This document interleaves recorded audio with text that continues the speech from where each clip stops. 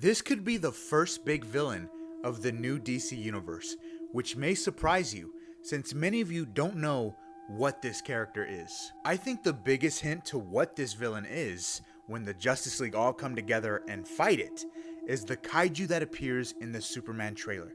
Where did this kaiju come from? I think there's a big possibility that this kaiju came from the Center. The Center is a sentient island, also known as Dinosaur Island in the DC universe, which is able to spawn dinosaurs and reptiles.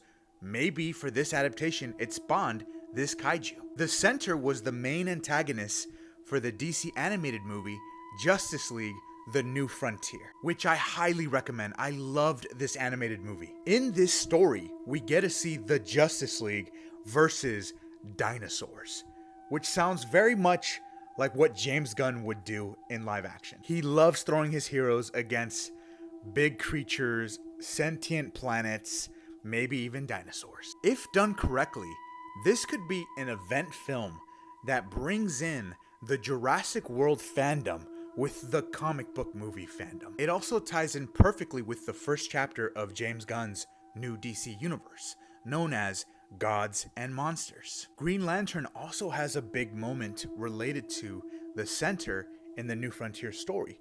So maybe in the Lantern show, that's actually what they're investigating.